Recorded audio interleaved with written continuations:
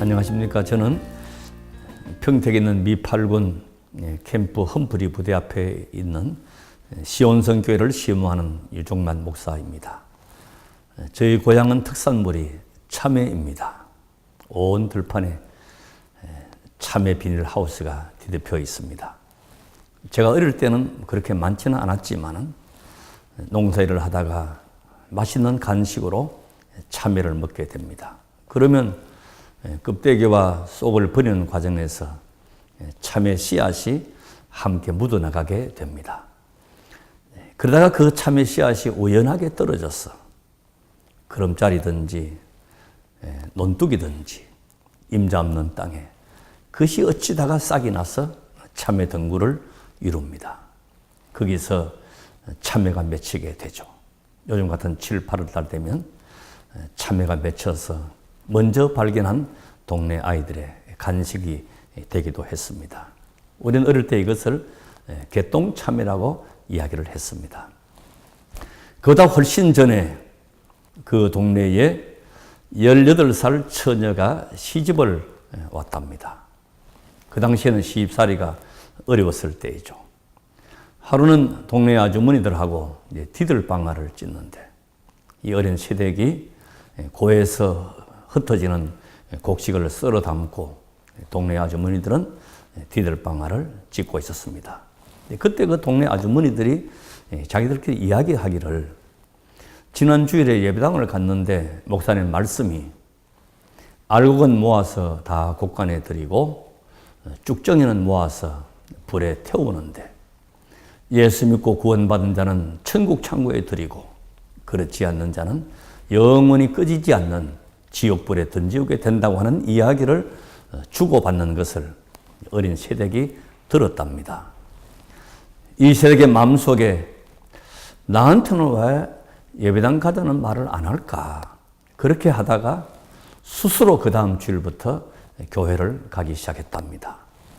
하나님이 누구신지, 예수님이 누구신지, 복음이 무엇인지, 기도를 어떻게 해야 되는지 전혀 알지 못하고 매주일 빠지지 않고 예배에 참석하고 또 마음속에 간절히 기도하기를 하나님 아버지, 내가 시집 와서 보니 우리 시아버지가 3대 독자로 내려오셨다고 하는데 소원이 귀한 집안입니다.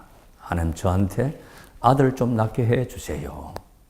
기도가 뭔지도 모르고 그렇게 기도를 했더랍니다. 그런데 하나님이 그 기도를 들으시는지 첫 아들을 놓고 또 3년이 지난 다음에 둘째까지 아들을 낳았답니다. 소원이 귀한 집에서 두 아들을 낳았으니 대단한 것이었죠. 그런데 하나님께서 그 기도를 계속 기억하셨는지 연달아 딸을 셋 주셨다고 합니다. 오남매 얼마나 귀합니까? 그런데 여기서 멈추지 않고 또 연달아 아들 셋을 더 주셨더랍니다. 놀라운 것은 그 마지막에 태어난 셋 중에 제가 하나 끼어 있었습니다. 놀라운 이야기입니다. 우리 어머님 심령 속에 떨어진 개똥참외 같은 그 씨앗 하나 때문에 저는 어릴 때부터 신앙 가운데 자랐습니다. 유아 세례를 받았습니다. 교회 안에서 생활했습니다. 목사가 되어서 목회를 합니다. 우리 어머님의 후손들이 자자손손 다 예수 믿는 가정입니다. 씨앗 하나 떨어졌는데 그 열매가 많습니다. 또 목회하는 우리의 목회 현장에서 또 말씀을 전할 때 많은 심령들에게 복음을 전하는 자리에 있습니다.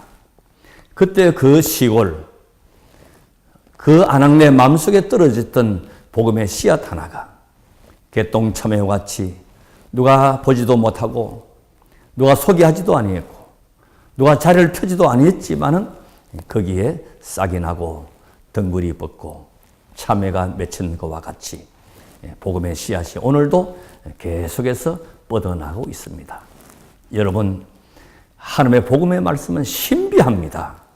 우리가 알지 못하는 은혜, 축복의 신비, 거룩함의 신비, 은혜의 신비, 생명력의 신비함이 그 속에 있습니다. 저는 여름이 되면 그 논둑에 돋아났던 개똥참외를 잊을 수가 없습니다. 지금도 참외가 온 들판을 뒤엎어서 참외의 주산지가 되었고 해외까지 수출하는 우리 고향이 되었습니다. 교회를 통해서 복음의 씨앗이 온 세계 만방에 전파되고 또 많이 확장되어지는 놀라운 믿음의 역사가 우리 교회 안에서 널리 전파되기를 주의 이름으로 진심으로 기원합니다. 생명이 있는 것은 버려진다 하더라도 거기에 열매를 맺게 되어 있습니다. 생명이 있는 씨앗은 버려짐이 없습니다. 땅속에 묻히는 것 같지만 왕성한 생명력을 발휘해서 풍성한 열매를 맺게 되는 놀라운 하나님의 축복하심이 우리의 모든 삶의 영역에 다 임하게 되시기를 진실로 기원합니다.